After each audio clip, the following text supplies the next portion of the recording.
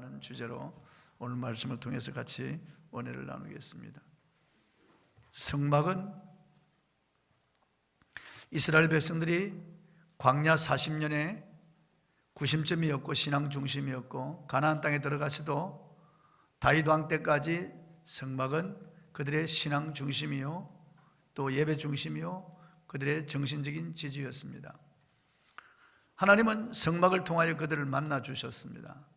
또 성막 가운데 임재하여 계시고 그들에게 메시지를 주시고 성막을 통하여 그들의 죄를 사하여 주셨습니다. 그래서 성막은 하나님과 이스라엘 백성들이 만나는 통로였습니다. 하나님과 백성들과의 관계에서 아주 중요한 역할을 하는 것이 성막이었습니다. 오늘 44절을 한번 읽어보겠습니다. 본문 44절 시작. 광야에서 우리 조상들에게 증거의 장막이 있었으니 이것은 모세에게 말씀하신 이가 명하사 그가 본 그 양식대로 만들게 하신 것이라. 하나님이 모세에게 보여주셨다. 그가 본 그 양식대로 만들게 하셨다. 그러니까 영상을 보여주셨다는 거죠. 하나님께서 이런 영상을 하나님이 쫙 보여주셨다는 거예요. 그리고 하나님께서 이렇게 만들라고 하셨습니다. 하나님이 설계하시고 하나님이 도안하시고 실 하나, 치수 하나까지 하나님이 자세하게 모세에게 말씀하셨습니다. 그래서 어김없이 만들어진 것이 성막입니다. 성막은 처음에 들어가기 전에 번제단이 있습니다. 저게 연기 오르는 저곳이 번제단이고요. 번제단에서는 하나님 앞에 짐승을 잡아서 그 피를 번제단 밑에 뿌리고 그 짐승의 그 몸을 불태워 가지고 그 향기를 하나님께 드리는 그런 제사를 지내는 제단입니다. 그건 제단이 있습니다. 저 제단에는 번제, 속제제, 속건제, 화목제 그리고 소제 다섯 종류의 제사를 저 번제단에서 드렸습니다. 그리고 번제단을 지나면 물두멍이 있는데 그게 노수로 만든 큰 이런 통인데 그게 물이 언제나 채워져 있습니다. 그 제사장이 성소로 들어가기 전에 거기다가 자기 얼굴을 한번 비춰보고 손을 씻고 깨끗하게 한 다음에 성소로 들어가는 것입니다. 성소에 들어가면은 왼손편에 금으로 만든 7 등대가 있고 가운데는 분향단이 있습니다. 향을 피우는. 그리고 오른쪽에는 떡상이 있습니다. 12개의 떡이 언제나 진열되어 있습니다. 그리고 거기 휘장이 있는데 그 휘장 건너편에 지성소가 있습니다. 그러니까 휘장을 이렇게 쭉 쳐져서 휘장을 가운데 두고 성소와 지성소로 나누어지는 것입니다. 성소는 제사장이 날마다 들어가서 하나님께 제사를 드리는데 성소에 들어가서 등불에 기름을 채우고 그 다음에 분향단에 향을 피웁니다. 향이 끊어지지 않습니다. 그리고 오름 전에 떡을 다시 갈아줍니다. 이 계속해서 제사장이 날마다 해야 되는 일이에요. 그리고 지성소, 휘장 건너편에 지성소라고 하는데 거기는 법궤가 있습니다. 법궤, 정극궤, 언약궤라고도 하는 법궤가 있는데 그 법궤 안에는 십계명, 모세가 시내산에서 받은 2 돌비, 십계명을 적은 2 돌비가 들어있고 아론의 쌍난 지팡이와 이스라엘 백성들이 광야에서 먹은 만나를 담은 거망아리가 들어있습니다. 그리고 그게 뚜껑으로 이렇게 덮여 있습니다. 그걸 속죄소라고 합니다. 그 뚜껑을요. 거기는 1년에 한 번 대제사장만이 들어갈 수 있는 곳입니다. 그래서 성막은 이런 구조로 되어 있는데 이 성막 앞에 이스라엘 백성들이 모여서 하나님의 메시지를 듣기 때문에 모일 회자에서 회막이라고도 합니다. 회막. 그리고 또 정극궤가 있기 때문에 하나님의 정금막이라고도 합니다. 정금막. 그리고 또 천막으로 만들어졌기 때문에 하나님의 장막 혹은 여호와의 장막이라고도 불려지는 이 성막. 하나님은 그 성막 가운데 임재하여 계시겠다고 했습니다. 그리고 성막에서 만나 주시겠다고 했습니다. 그리고 성막을 통하여 그들의 죄를 사해 주시겠다고 약속하셨습니다. 그러니까 성막은 첫째 하나님을 알게 하는 통로요, 성막은 이스라엘 백성들의 죄를 사하여 씻어주고 그들에게 다시 한번 새롭게 회복시키는 그런 거룩한 처소였습니다. 성막 위에는 언제나 구름 기둥이 낮에 툭 이렇게 올라 있어서 이스라엘 백성들이 어디서든지 그걸 볼 수 있어요. 그래서 하나님 우리 가운데 계시구나 하는 것을 알 수 있고, 밤에도 불기둥이 하늘 높이 치솟아 있어서 그들이 성막 문을 열고 이렇게 보면은 언제나 그들 중심에 성막 위에 불기둥을 보면서 밤에도 하나님이 우리와 함께 하시고 우리를 지키시는구나 하는 것을 알 수가 있었습니다. 그래서 성막은 이스라엘 백성들의 중심이에요. 언제나 성막을 중심해서 12지파가 동서남북으로 4개 지파씩 텐트를 치고 그렇게 광야에서 살았던 것입니다. 그리고 이 성막은 가나안 땅에 들어가서 실로에 있었습니다. 다윗이 통일왕국을 이루고 성전을 건축할 때까지 그대로 성막은 계속해서 있었다는 거죠. 그래서 다시 말씀드리면 성막을 통해서 하나님은 그 백성들을 만나 주시고 하나님을 알게 하시고, 또 성막을 통해서 그 백성들의 죄를 사해 주시기 때문에 성막은 너무나 중요한 그런 곳이에요. 그러면은 성막을 주신 하나님의 의도가 무엇인가? 아까 말씀드린 대로 성막을 통해서 하나님은 하나님을 계시하시는 거예요. 그 백성들에게 사랑의 하나님, 자비로우신 하나님, 유일하신 하나님, 영원하신 하나님, 거룩하신 하나님, 말씀하시는 하나님, 언약대로 행하시는 하나님이신 것을 알게 하는 거예요. 그리고 하나님은 그 백성들의 죄를 사하여 주시는 하나님이시라는 것을 체험하게 하는 겁니다. 이 성막은 기원전 1500년, 기원전 1500년에 지어져서 광야 40년간 이스라엘 백성들을 이끌다가 가나안 땅에 들어가서 실로에 안치되어 있었습니다. 그러다가 블레셋과의 전쟁에서 법궤가 빼앗기는 이런 수모를 당하기도 했지만은 다윗 왕이 다스릴 때까지 성막은 존재하고 있었습니다. 본문 45절을 한번 읽어볼까요? 시작. 우리 조상들이 그것을 받아 하나님이 그들 앞에서 쫓아내신 이방인의 땅을 점령할 때 여호수아와 함께 가지고 들어가서 다윗 때까지 이르니라.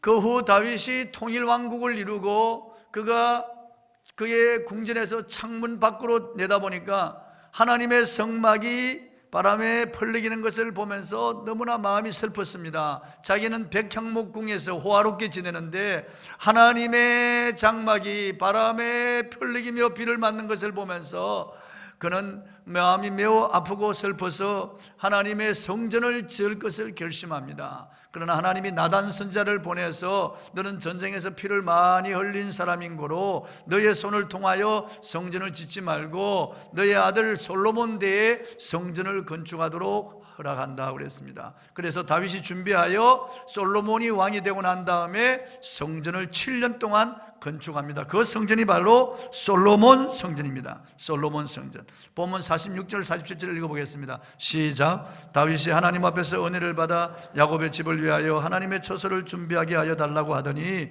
솔로몬이 그를 위하여 집을 지었느니라. 기원전 1000년에 솔로몬이 그 유명한 솔로몬 성전을 건축합니다.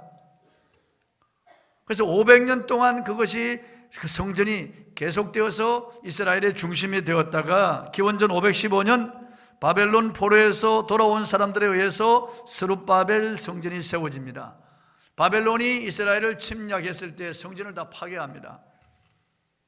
그래서 성전이 있던 그 자리에 스룹바벨 성전이 세워지는 것이죠. 다시 그 500년이 지나서 예수님이 탄생하기 직전에 유대인이 미워하던 에돔 출신이요 로마를 덩이 업고 유대인의 왕이 된 헤롯 대왕이 유대인의 환심을 사기 위해서 기원전 18년부터 시작해서 무려 46년간 스룹바벨 성전을 증축했습니다. 이 성전이 그 유명한 헤롯 성전입니다.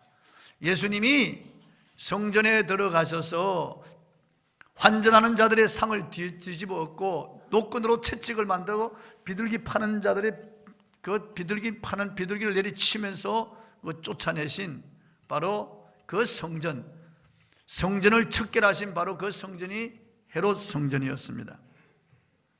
어떻든 하나님이 성막을 주신 것과 또 성전을 주신 것은 성막과 성전을 통해서 이스라엘 백성들과 만나 주시고, 성전을 통해서 하나님을 알게 하시고, 성전을 통해서 제사를 통해 그들의 죄를 사해 주시라고 하는 그런 의도가 있었습니다. 그런데 이 성막과 성전은 예수 그리스도의 모형이에요. 성막의 실 하나, 널판지 하나, 줄 하나까지 전부 예수 그리스도를 가리키는 거예요. 아까도 말씀드린 대로 번제단에서 5 종류의 제사를 드리는데, 번제, 속건제, 속죄제, 화목제, 소제를 드립니다. 이 번제와 속죄제, 속건제, 화목제는 죄를 사하는 제사고, 소제는 죄사함의 은총을 입고 감사의 제사를 드리는 거예요. 번제나 속죄제나 속건제나 화목제는 다 짐승을 잡아서 피를 번제단에 쏟습니다. 그리고 제단 뿔에다가 피를 바르고, 그리고 목을 치고 다리를 자른 다음에 내장을 끄집어내서 불태우고, 그 다음에 그 각을 뜬 그 짐승, 그 제물을 그물망이 되어 있는 그 위에다 올리면 밑에 불을 떼서 그걸 태워서, 그 각을 뜬 제물을 태워서 하늘에 올리는 거예요. 그것을 번제, 속죄제, 속건제, 화목제라고 하는 거예요. 이것은 예수 그리스도의 십자가의 대속을 우리에게 보여주는 거예요. 짐승을 잡아서 양이든 그리고 염소든 짐승을 잡아서 그 피를 제단에 다 쏟습니다. 제단 밑에다가. 그리고 그 뿔에다가 다 바릅니다. 그리고 그 사람의 죄가 속해졌다고 선언하는 거예요. 십자가에서 우리 주님이 자기 몸을 제물로 드려서 피를 쏟아서, 십자가 제단에 피를 쏟아서 우리의 죄를 속하는 것을 가르치는 거예요. 예수님께서 이 성전을 헐라 내가 사흘 만에 일으키리라 그러니까 유대인들이 좀 미쳤다, 제정신이 아니다, 이 성전은 46년 동안 지었는데 어떻게 사흘 만에 일으킨다는 말이냐. 그러나 예수는 성전된 자기 육체를 가리켜 하신 말씀이라고 성경이 기록하고 있습니다. 성막과 성전의 식양과 구조를 살펴보면 놀랍게 모두가 다 예수 그리스도를 가리키는 것을 알 수가 있습니다. 번제단은 예수 그리스도의 십자가 제단의 속죄를 가리키는 것이죠. 그리고 물두멍의 그 물은 그 예수님의 보혈로 씻어 깨끗하게 된 상태를 말하는 것이고, 들어가면은 성소의 딱 문을 열고 들어가면 오른쪽에 금으로 만든 7개의 그 촛대가 있습니다. 그 등잔이 있습니다. 그건 우리의 빛이 되신 예수 그리스도, 성령으로 조명하시는 예수 그리스도를 가리키는 거예요. 완전하신 예수 그리스도의 조명입니다. 그리고 이 분향단은 우리를 위하여 하늘 보좌 우편에서 중보하시는 예수 그리스도를 가리키는 것이고, 그게 떡상에 있는 12개의 떡은 생명의 양식 되신 예수 그리스도를 가리키는 거예요. 그리고 휘장나무 지성소가 있는데 거기에 법궤가 있습니다. 법궤는 아카시아과에 속한 조각목으로 만들었는데, 시띠나무라고 하는 그 조각목으로 만들었는데 그 광야에서 볼품없는 그런 나무예요. 그러나 단단한 그런 재질로 되어 있는 나무인데 그것은 예수님의 인성을 가리키는 거예요. 그래서 그걸로 법궤를 만들어가 안과 밖으로 금으로 쌌습니다. 예수님의 신성을 가리키는 거예요. 그 법궤 안에는 십계명을 적은 2 돌비가 있습니다. 말씀이신 예수 그리스도를 가리키는 거예요. 아론의 쌍난 지팡이가 들어있는데 그것은 부활이요 생명이신 예수 그리스도를 가리키는 것이고, 만나를 담은 금항아리가 들어있는데 생명의 양식이신 예수님을 가리키는 거예요. 그리고 거기에 뚜껑이 있는데 그것을 속죄소라고 합니다. 속죄소라고 합니다. 그건 예수 그리스도의 그 십자가를 가리키는 거예요. 그것 자체가 다. 번제단에 드리는 제물은 흠없는 것으로 드려야 된다고 기록하고 있습니다. 예수님은 죄도 없고 흠도 없는 그런 분이에요. 한 번도 죄를 짓지 아니한 분입니다. 원죄가 없는.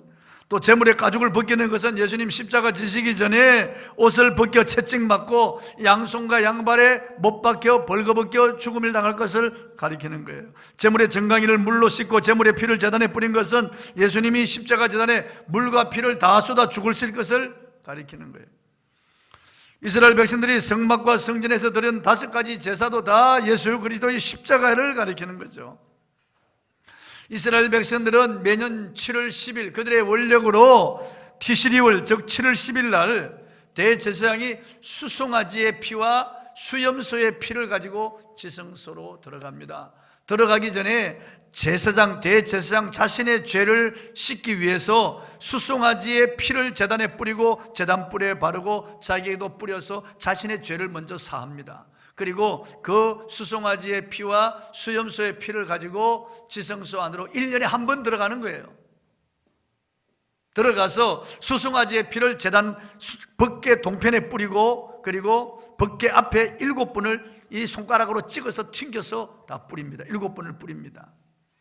그리고 수염소의 피를 가지고 벗개 뚜껑 속죄소 위에다가 수염소의 피를 뿌립니다. 그리고 제사가 끝난 거예요. 나와서 이스라엘 백성들에게 선포하는 거예요. 죄사함을 선포하는 거예요. 그러면 온 회중들이 하나님께 감사와 찬송을 드립니다. 자기들의 모든 죄를 속하여 주신 하나님께 감사하는 거예요. 감사하는 거예요. 레위기 16장 15절을 한번 읽어보겠습니다. 시작. 또 백성을 위한 속죄제 염소를 잡아 그 피를 가지고 회장 안에 들어가서 그 수송아지 피로 행한같이 그 피로 행하여 속죄소 위와 속죄소 앞에 뿌릴지니. 속죄소 동쪽에 수송아지의 피를 뿌리고 손가락으로 튕겨서, 그리고 앞에 7번 손가락으로 ting겨서 수송아지의 피를 뿌립니다. 그리고 속죄소의 뚜껑 위에는 역시 염소의 피를 뿌리는 거예요. 이것이 대속죄입니다. 그리고 그날이 대속죄일입니다. 이 대속죄일을 히브리어로는 욤 하킴푸림이라고 불렀습니다. 욤은 날을 뜻하고 키푸림은 속죄를 뜻합니다. 이 용어 욤 하킴푸림은 5가지 뜻이 있습니다. 속죄하다, 덮어버리다, 정화하다, 제거하다, 화해하다. 예수님의 십자가의 제단에서 피 흘려 속죄하신 것을 가리키는 거죠. 예수님은 십자가 제단에서 그의 몸을 제물로 드리고 각을 떠서 그의 온몸의 피를 다 쏟고 물을 쏟았습니다. 심장이 터져서 다 이루었다. 아버지, 저들은 저들이 하는 짓을 알지 못합니다. 저들의 죄를 사하여 주시옵소서. 내 영혼을 아버지 손에 부탁하나이다. 운명하는 그 순간 우리의 억만 죄가 사하여졌습니다. 하나님이 우리의 죄를 그의 아들의 피로 덮어버렸습니다.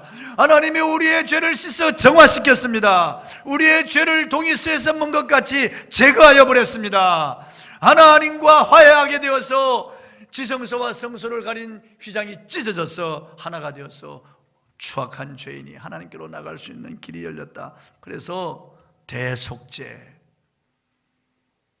요 막힌 부수는 예수님의 십자가의 그 속죄를 가리키는 거예요. 사실은 수염소나 염소나 양의 피를 뿌려서 우리의 죄가 사해지는 게 아니에요. 예수님이 오시기 전까지 하나님이 임시 방편으로 허락한 거예요. 성막도 성전도 모두 예수님을 가리키는 것이고, 성막의 제사도 성전의 제사도 모두 예수님을 가리키는 거예요. 모두 짐승의 피는 예수님의 피를 예표하는 것뿐이에요. 짐승의 피가 우리의 죄를 씻어낼 수가 없습니다. 오직 죄 없고 흠없는 어린 양 예수 그리스도의 피만이 우리의 모든 죄를 단번에 완전히 영원히 씻어주는 능력인 것을 믿으시기 바랍니다. 히브리서 9장 11절 12절을 읽어보겠습니다. 시작.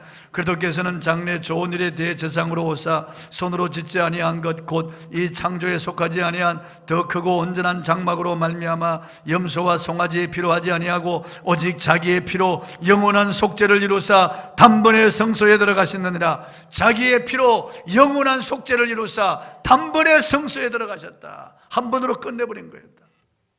다시 우리는 양을 잡아서 번제, 속죄제, 속건제, 화목제를 드릴 필요가 없어요. 죄를 지을 때마다 또다시 피를 흘려야 할 필요가 없습니다. 하나님의 어린 양 예수께서 십자가 전에서 단번에 완전히 영원한 속죄를 이루셨기 때문에 우리가 예수 그리스도를 내 주로 나의 왕으로 모셔드리고 예수님을 진심으로 믿는 그 순간 우리의 억만 죄는 사해졌습니다.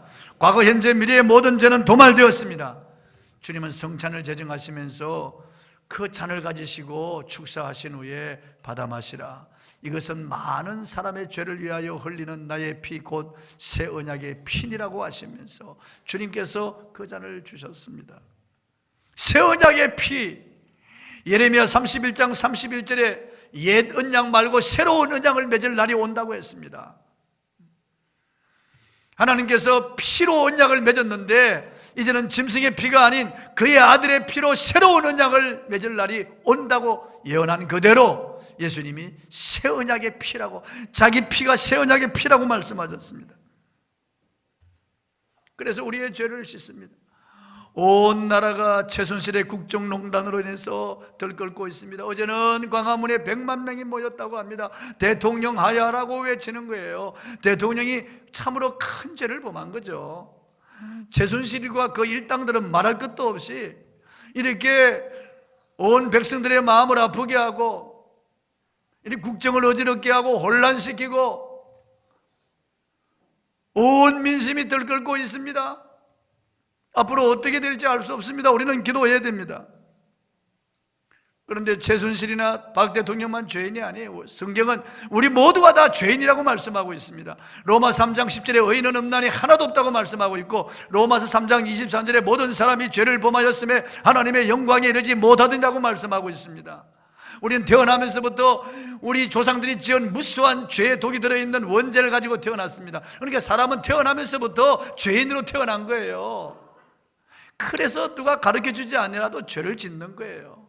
미워하고 시기하고 질투하고 원망하고 불평하고 탄식하고 거짓말하고 욕하고 수근수근하고 비방하고 비난하고 가지 말아야 할 곳에 가고 먹지 말아야 할 것을 먹고 음란한 짓을 하고 사악한 짓을 하는 거예요. 누구나 다 이 마음속에 교만과 탐심이 있는 거예요. 누구나 인간은 다 부패한 거예요. 벗겨놓으면 썩은 냄새나고 다 더러운 거예요. 하나님 앞에 설 수 없는 흉악한 죄인들이에요.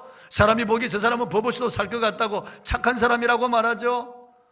그러나 그렇지 않습니다. 하나님 앞에서는 다 벌거벗겨 놓으면 두려워 떨 수밖에 없고 추하여 부끄러워 어쩔 줄 모르는 게 다 죄인이에요. 여러분요, 드러나지 않았을 뿐이지 우리 모두가 다 하나님 앞에 심판받아 마땅하고 지옥에 들어가야 마땅할 죄인들이에요.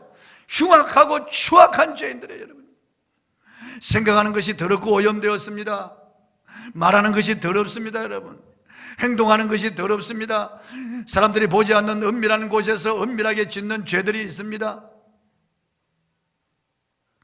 하나님 보시기에는 도토리 기적이에요. 작은 돌이나 큰 돌이나 연못에 던지면 깔아앉는 건 마찬가지예요. 누가 더 부패했고 누가 덜 부패했다 소용없는 거예요. 여러분, 일단 부패가 시작되면 다 썩어버리는 거예요.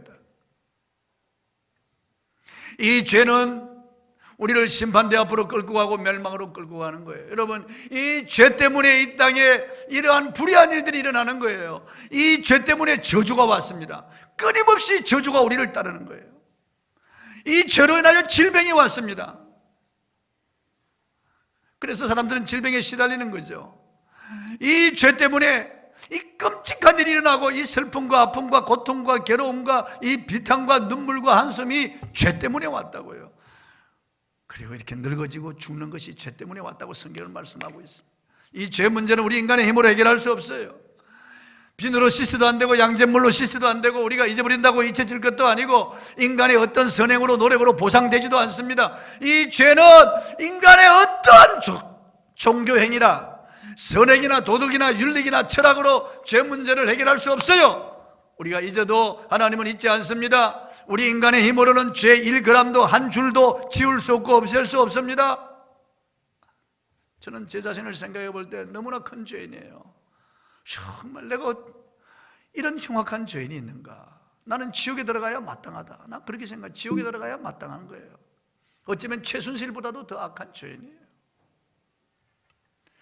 그런데 이러한 죄인을 위하여 하나님이 사람의 몸을 입고 오셨다니 놀랄 일이 아닙니까, 여러분?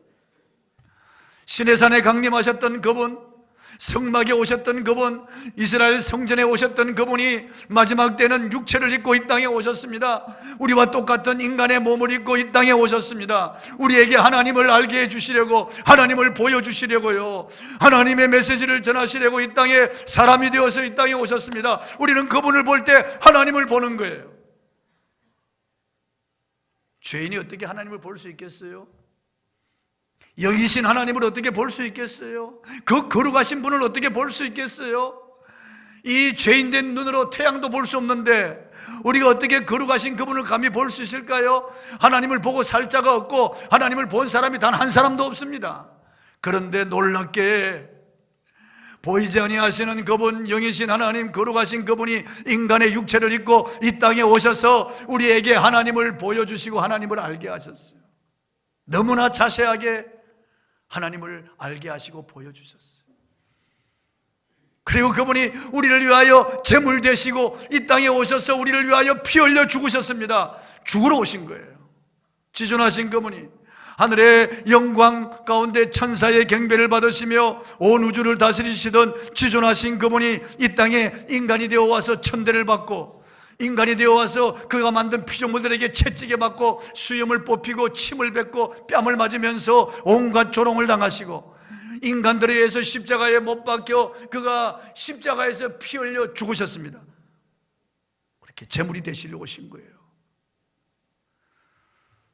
그렇게 하지 아니하면 우리를 죄에서 저주에서 멸망에서 구원할 수 없기 때문에 오직 유일한 방법, 십자가로 우리를 구원하기 위하여 하늘 영광을 버리고 저 높고 높은 배를 넘어 이 낮고 천한 땅 인간이 되어서 이 땅에 오신 거예요. 저는 이 설교를 준비하면서 지존하신 그분이, 영광 중에 계신 그분이 나를 위하여 물방울이 되어서 여인의 몸에 잉태되어 이 땅에 인간의 몸을 입고 오셨다니, 성막 가운데 계시던 그분이, 성전에 계시던 그분이 인간의 몸을 입고 이 땅에 오셨다니, 나를 위하여 십자가 지시러 오셨다니 얼마나 놀랍고 놀라워서 제가 눈물을 흘리지 않을 수가 없었습니다. 너무나 감격스러운 거예요. 생각하면 생각할수록 감사한 거예요. 나의 죄를 씻기는 예수의 피밖에 없네. 다시 성취하기도 예수의 피밖에 없네. 예수의 흘린 피 날 희게 하오니 귀하고 귀하다. 예수의 피밖에 없네. 할렐루야. 이제 그분은 십자가에서 우리의 모든 죄를 속하는 구속의 제사를 드리시고 죽으신 지 사흘 만에 무덤에서 다시 살아나셔서 우리에게 그 사실을 확증하여 보여주셨습니다. 누구든지 예수님을 믿으면 죄 사함을 받고 영생을 얻고 영원한 천국에 들어가는 사실을 우리에게 알게 하셨습니다. 할렐루야. 그리고 전하라고 하신 거예요. 40일 동안 이 땅에 머물러 계시면서 부활을 확실히 증거하시고 500명이 지켜보는 가운데 감난산에서 하늘로 올라가셨습니다. 그리고 아버지 우편에 앉으셔서 지금 우주를 통치하시죠. 이 나라와 민족을 다스리시는 그분이. 그리고 성령을 보내주셨습니다. 예수님이 올라가신 지 10일 만에 성령이 오셔서 그 다음부터는 우리 안에 들어오신 거예요. 주의 영이 우리 안에 들어오신 거예요. 성막에 오셨던 그분, 성전에 오셨던 그분, 육체를 입고 이 땅에 오셨던 그 하나님이 이제는 그의 영으로 우리 안에 들어오신 거예요. 가장 가까이 우리 안에 들어오신 거예요. 놀라운 일입니다, 여러분. 유대인들은 성전이 우상이 되었어요. 그것만 있으면 자기들이 구원받는다고 생각해서 천만에요. 하나님은 성막, 성전에 갇혀 계시는, 성막이 그들의 도구마가 되었지만 갇혀 계시는 분이 아니에요. 그게 제한당하시는 분이 아니에요. 솔로몬이 성전을 건축하고 낙성식을 하면서 이렇게 기도했습니다. 하나님이 참으로 땅에 거하시리이까 하늘과 하늘들의 하늘이라도 주를 용납지 못하겠거늘 하물며 내가 건축한 이 전이 오리이까. 솔로몬 알았어요. 하나님이 성전에만 머물러 계시는 분이 아니라는 거예요. 성전에 하나님을 제한시킬 수 없다는 것을 알았습니다. 스데반도 오늘 설교를 통해서 이사야 66장 1절 2절을 인용하여 이렇게 선언했습니다. 49절 50절을 한번 읽어보겠습니다. 시작. 주께서 이르시되 하늘은 나의 보좌요 땅은 나의 발등상이니 너희가 나를 위하여 무슨 집을 짓겠으며 나의 안식할 처소가 어디냐. 이 모든 것이 다 내 손으로 지은 것이 아니냐 함과 같은 일은. 주님께서 시내산에 오셔서 그 백성을 만나주시고 성막에 오셔서 만나주시고 성전에 오셔서 만나주시고 이제는 육체를 입고 이 땅에 오셔서 만나주시고 그리고 우리의 모든 죄를 사하여 주시고 부활 성천하셔서 하늘 보좌에 계시고 성령을 보내주셔서 이제 우리 안에 들어오신 거예요. 우리가 성전이 된 거예요. 고린도서 3장 10절에 너희가 하나님의 성전인 것과 하나님의 성령이 너희 안에 거하시는 것을 알지 못하느냐. 고린도서 6장 19절 너희 몸이 성전인 것을 알지 못하느냐. 우리 몸이 이제 성전이 된 거예요. 내가 이제 예수 믿는 사람, 진심으로 예수님 믿으면 아멘 하세요. 예수님 나를 위하여 죽으시고 부활하신 것 믿으시면 아멘 하세요. 여러분 안에 성령이 계신 거예요. 그리스도 영이 없으면 너희가 버리운 자라고 했습니다. 성령으로 아니하고는 예수를 주라고 시인할 자가 없다고 했습니다. 그럼 여러분 안에 이제 주님이 계시는 거예요. 예수님은 두세 사람이 내 이름으로 모인 곳이 나도 그들 중에 있느니라고 하셨고, 볼지어다 내가 세상 끝날까지 너희와 항상 함께 있으리라고 하셨는데, 주님이 이제 우리 안에 들어오신 거예요. 가장 가까이 오신 거예요. 영원히 떠나지 아니하고 추하고 더러운 죄인들의 가슴 속에, 마음에 들어오신 거예요. 지성소에 들어와 계신 거예요. 그래서 우리는 이제 어느 곳에 있든지 주님과 함께 하는 거예요. 할렐루야.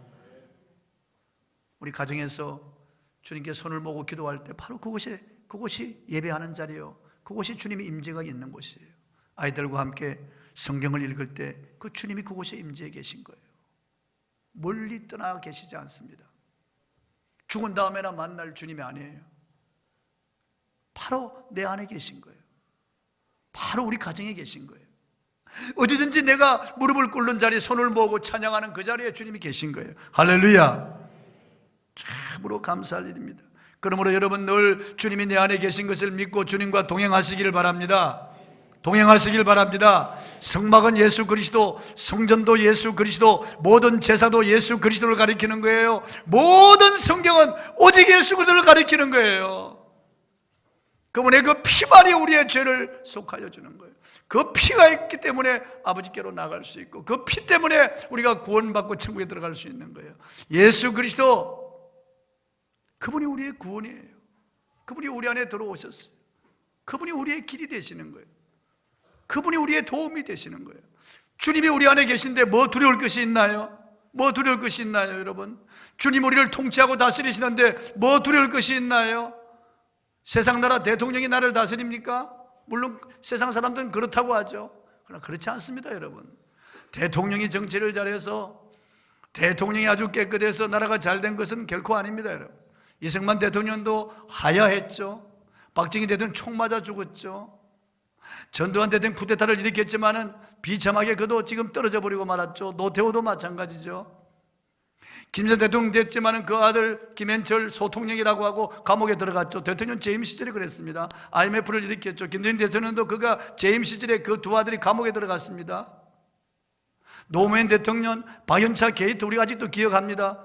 그 형 노건평, 그래서 다 감옥에 들어갔어요. 그도 자살했습니다. 이명박 대통령도 문제가 많았습니다. 박근혜도 마찬가지예요. 인간은 약합니다. 누구나 다 인간은 죄인입니다. 누구나 다 실수하고 실패합니다. 인간은 믿을 수 없습니다. 인간이 우리를 다스리지 않습니다. 전동자께서 우리를 다스리시는 거예요. 내 안에 계신 예수님이 우리를 인도해 가시는 거예요. 그분이 우리를 지키시는 거예요. 참새 한 마리도 그분이 허락하지 않으면 땅에 떨어지지 않습니다. 그러나 주님과 함께 동행하시길 바랍니다. 스데반의 설교는 아브라함을 부르신 하나님, 요셉과 함께 하신 하나님, 모세를 보내신 하나님, 그리고 성막을 지으라고 하신 그 하나님, 그 주인이 바로 예수님이라는 거예요. 결론이 예수님이라는 거예요. 아브라함을 만나 주셨던 예수님, 모세를 만나 주셨던 예수님, 요셉과 함께 하셨던 예수님, 성막을 보여주신 예수님, 성막 가운데 오신 예수님, 성전에 오신 예수님, 육체를 입고 이 땅에 오신 예수님, 하늘로 올라가시고 성령을 보내주신 예수님, 이제 우리 안에 들어오신 예수님, 나와 내 가정이 살 길이 오직 예수입니다. 따라 하십시다. 주님, 내 안에 계신 것을 압니다. 나와 내 가정을 인도해 주십시오. 세계 만민이 살 길이 예수 그리스도입니다, 여러분. 이 혼란한 민족이 살 길도 예수 그리스도입니다, 여러분. 예수 그리스도입니다, 여러분. 어떤 정권이 들어서고 누가 통치하든지 별 볼 일 없습니다, 여러분. 사람을 의지할 대상이 아니에요. 믿을 대상이 아니에요. 신뢰할 대상도 아니에요. 조금 덜하고 조금 덜할 뿐이지 인간은 다 부패한 것입니다, 여러분. 오직 우리가 믿고 의지할 분은 예수님밖에 없습니다.